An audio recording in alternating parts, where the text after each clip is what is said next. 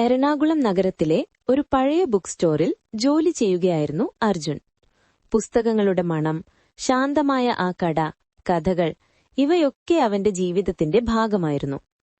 അവന്റെ ജീവിതത്തിൽ ഒരിക്കൽ വലിയൊരു പ്രണയമുണ്ടായിരുന്നു. അവളുടെ പേര് കാവ്യ. കോളേജ് കാലത്ത് അവർ തമ്മിൽ കണ്ടുമുട്ടി. ആദ്യം സുഹൃത്തുക്കളായിരുന്നു. പക്ഷെ കുറച്ചു സമയം കഴിഞ്ഞപ്പോൾ അവരുടെ സൗഹൃദം പ്രണയമായി മാറി.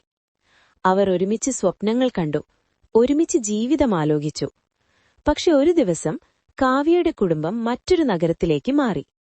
അവൾ പോകുന്നതിനു മുൻപ് അർജുനനോട് പറഞ്ഞു, "നമ്മൾ വീണ്ടും കണ്ടുമുട്ടും, ഞാൻ ഉറപ്പാണ്." പക്ഷെ അതിനുശേഷം വർഷങ്ങൾ കടന്നുപോയി. ആദ്യത്തിൽ അവർ ഫോൺ വഴി സംസാരിച്ചിരുന്നു. പിന്നീട് ജീവിതം തിരക്കേറിയതായപ്പോൾ ബന്ധം പതുക്കെ നഷ്ടമായി. അർജുൻ പല വർഷങ്ങൾ അവളെ അന്വേഷിച്ചു. പക്ഷെ അവളെ കണ്ടെത്താൻ കഴിഞ്ഞില്ല. അവസാനം അവൻ ജീവിതം മുന്നോട്ടു കൊണ്ടുപോയി. പക്ഷെ അവന്റെ ഹൃദയത്തിൽ ഒരു ഭാഗം എപ്പോഴും കാവ്യയ്ക്കു വേണ്ടി സൂക്ഷിച്ചു. ഒരു ദിവസം മഴ പെയ്യുന്നൊരു വൈകുന്നേരത്തിൽ ഒരു പെൺകുട്ടി ബുക്ക് സ്റ്റോറിൽ കയറി.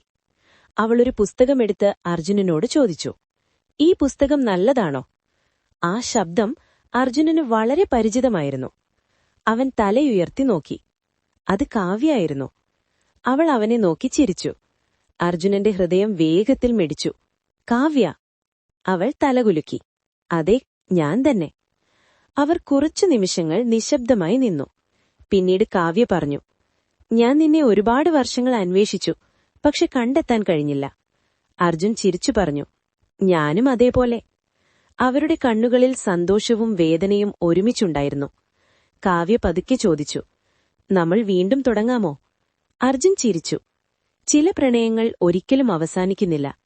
അത് വെറും വീണ്ടും തുടങ്ങാൻ കാത്തിരിക്കും. ആ മഴയുള്ള വൈകുന്നേരത്തിൽ അവർ വീണ്ടും ഒരുമിച്ച് നടക്കാൻ തുടങ്ങി.